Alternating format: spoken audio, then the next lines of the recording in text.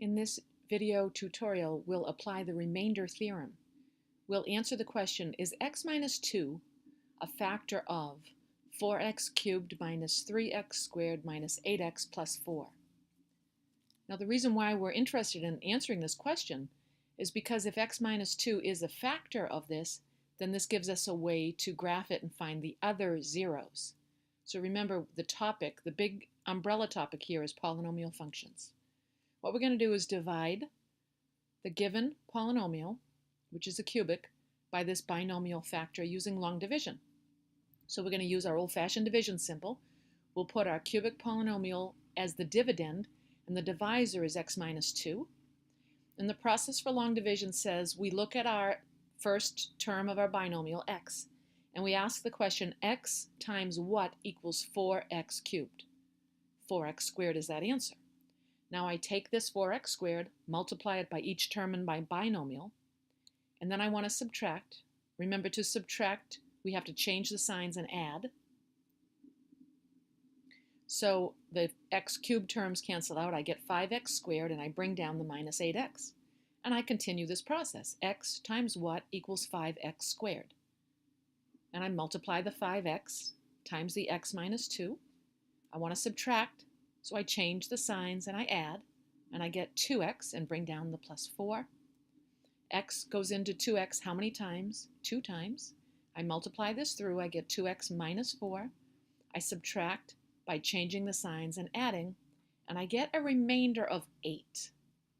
Because there is a remainder of 8, I have to write it as 8 over that divisor, 8 over x minus 2. And by the remainder theorem, since the remainder does not equal 0, we know that x minus 2 is not a factor of 4x cubed minus 3x squared minus 8x plus 4. Now we can do one more example. And here we have a polynomial function of degree 6. We're dividing it by x plus 3. We want to determine if that given binomial is a factor of the polynomial. We'll use long division, and this time when we put our given polynomial under the quotient bar, we want to write it in standard form and include 0 coefficients for the x terms that were not part of the original polynomial function. We're dividing by x plus 3, and the first question we ask ourselves is x times what equals 3x to the 6th? Now we take this 3x to the 5th, multiply it by both terms in the binomial. I'm going to subtract by changing the signs and adding.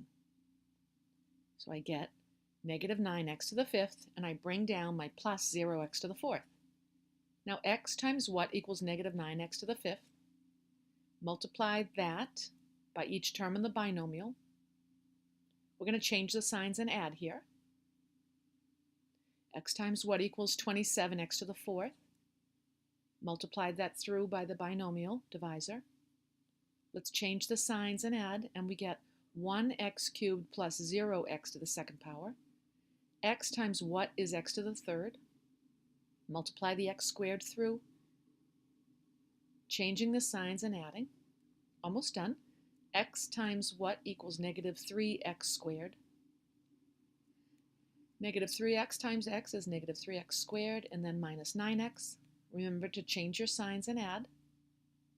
X times what equals 9x? Now this time when I multiply the 9 times that binomial divisor, and I change my signs, I do get a remainder of 0. So that's kind of like what you're always looking for. That's a helpful thing when you find a remainder of 0.